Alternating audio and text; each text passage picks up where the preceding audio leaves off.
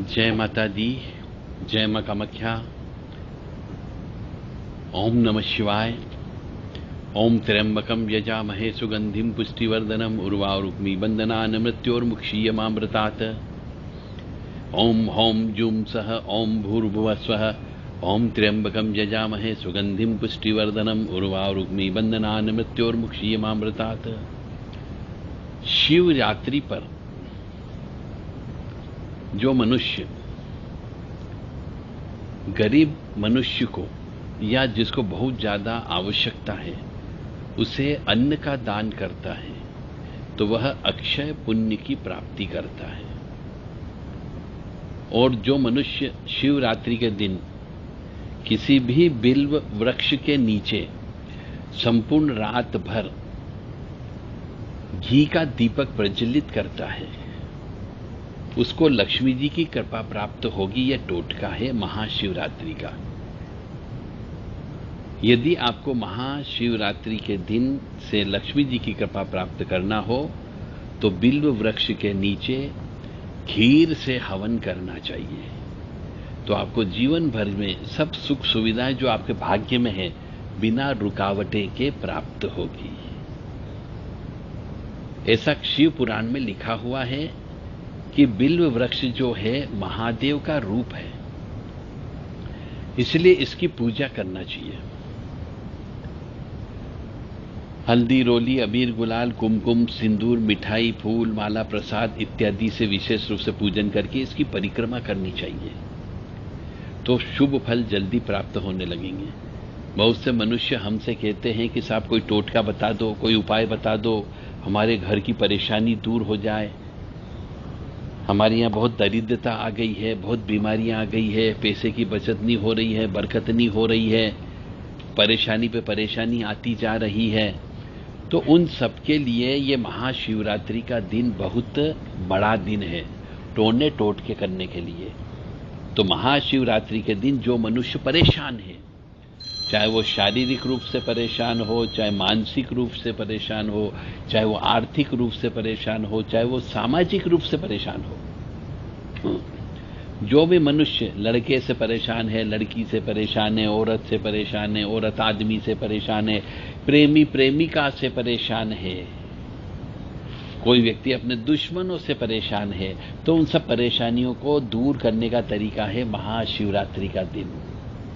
इस दिन आप शिव जी का रुद्र अभिषेक करें और जिस सामान से आप अभिषेक करेंगे वैसा फल आपको प्राप्त होने की संभावना है।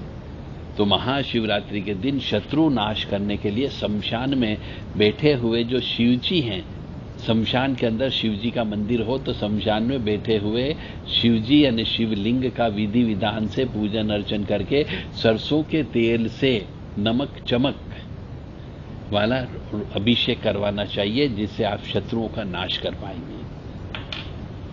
बाकी ऐसा कहा गया है कि भोलेनाथ के ऊपर महाशिवरात्रि के दिन बेलपत्ती चढ़ाने से काफी कुछ हद तक आपकी समस्याएं दूर हो सकती है। शिव पुराण में अनेक प्रकार के उपाय लिखे। अब आपके पास इतना समय नहीं है कि आप शिव पुराण पढ़ सकें, क्योंकि शिव पुराण 400-500 पेज की एक किताब है। इस किताब को आप एक दिन में तो पढ़ नहीं सकते, तो उसके लिए हमने ये उपाय उसमें से छांट करके आपके लिए उपाय लेकर के आए हैं कि इनमें से जो उपाय आप कर सकते हो अपनी समस्या को दूर करने के लिए, ताकि आप हमसे ना पूछो। महाशिवरात्रि के दिन प्रत्येक मनुष्य को जो परेशान हाल है, चाहे स्वास्थ्य की तरफ से हो, चाहे वो तन की तरफ से हो, चाहे वो धन की तरफ से हो, चाहे वो मन की तरफ से हो, महाशिवरात्रि के दिन उसे संपूर्ण रात भर 24 घंटे जागना है। सूर्य उदय से लेकर के अगले दिन के सूर्य उदय तक उसको जागना है और शिव जी के नाम लेना है, शिव जी की स्तुति गाना है, शिव जी के भजन गाना है और शिव जी के बहुत सारे प्रार्थनाएं, उन प्रार्थना को बोलना है।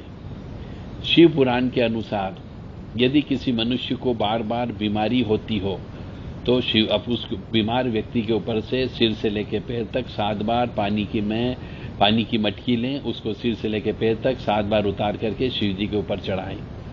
सुख समृद्धि और शांति व संतान के लिए भी शिव जी की पूजा इस दिन करने का विशेष विधान बताया गया है शिव पुराण के अंतर्गत। और किसी व्यक्ति को अपना दिमाग तेज करना हो, पढ़ाई के अंदर दिमाग तेज करना हो, तो उस जिसका दिमाग तेज करना हो उस बच्चे के ऊपर से एक मिट्टी के बर्तन में दूध ले ले और मिट्टी के बर्तन की दूध को 7 बार सिर से लेकर उस व्यक्ति के ऊपर से उतार ले, बच्चे के ऊपर से उतार ले और भोलेनाथ के ऊपर आपको चढ़ाना है। शिवलिंग पर गन्ने के रस से अभिषेक करने से आनंद की प्राप्ति होती है। आनंद यानी कि लक्ष्मी जी के पुत्र का नाम आनंद है। तो यदि आपको अपने घर में आनंद चाहिए, यदि आपको अपने घर के अंदर खुशियां चाहिए, तो शिव जी के ऊपर शिवरात्रि के दिन गन्ने के रस से आपको अभिषेक करना है, परंतु रात्रि में ही करना है, दिन में नहीं करना है, क्योंकि शिवरात्रि का मतलब ही रात लिखा गया है, इसलिए आपको रात को ही यह कार्य करना है। शिवलिंग पर गन्ने का रस चढ़ाने से आनंद की प्राप्ति होती है। शिव जी को गंगा जल चढ़ाने से भोग व मोक्ष दोनों की प्राप्ति होती है। इसलिए यदि आपके घर में गंगा जल रखा हो तो वह गंगा जल शिवरात्रि के दिन रात को शिव जी के पास जाकर के चढ़ाएं, ताकि आपको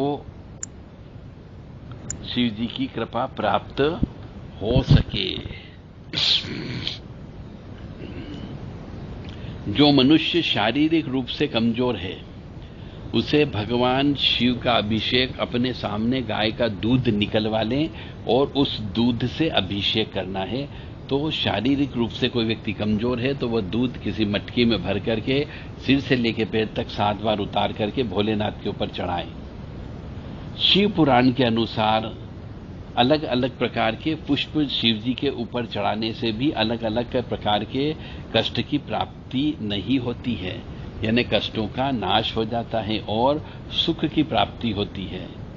तो आपको लाल सफेद आंकड़े के पुष्प मिल जाए तो वो चढ़ाने से मोक्ष की प्राप्ति होती है। चमेली के पुष्प चढ़ाने से वाहन सुख मिलता है। अलसी के पुष्प शिव जी पर चढ़ाने से विष्णु की कृपा प्राप्त होती है और समी के पत्तों से पूजन करने पर मोक्ष की प्राप्ति होती है। बेला के फूल से पूजन करने पर सुशील पत्नी प्राप्त होती है और जूहे के फूल से शिव जी पर चढ़ाने से घर के अंदर कभी भी अन्न की कमी नहीं होती। ये सब शिव पुराण में लिखा हुआ है। हमने आपको सिर्फ शिव पुराण की शार्ट बहुत संक्षिप्त में चीज आपको बता रहे हैं। कनेर के पुष्प चढ़ा लेने से नए नए वस्त्र की प्राप्ति होती है। हर श्रृंगार के फूल से पूजन करने पर सुख समृद्धि शांति की प्राप्ति होती है। धतूरे के फूल से पूजन करने पर पुत्र की प्राप्ति होती है और दुर्वा अंकुर चढ़ाने से आयु बढ़ती है। आमदनी बढ़ाने के लिए पारस शिवलिंग की पूजन अर्चन करना चाहिए।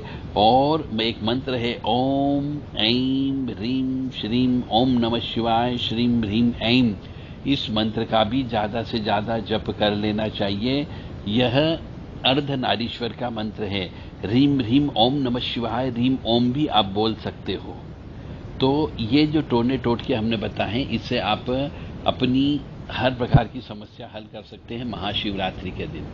तो महाशिव और रात्रि 3 शब्दों को मिला करके महाशिवरात्रि बना है। इन तीनों शब्दों का अलग अलग मीनिंग है। महा शब्द का मतलब होता है बहुत बड़ी रात है, शिव जी की रात है और रात्रि ही है, इसलिए शिव जी का जितना भी जप तप पूजन हवन अनुष्ठान किया जाए वह सब रात को करना है। रात को आपको सोना नहीं है। ओम नमः शिवाय ओम नमः शिवाय ओम नमः शिवाय ओम नमः शिवाय जितना ज्यादा हो सके शिव तांडव स्तोत्र का भी आप पाठ कर सकते हैं और साथ ही साथ में कुछ स्तुतियों का पाठ भी कर सकते हो।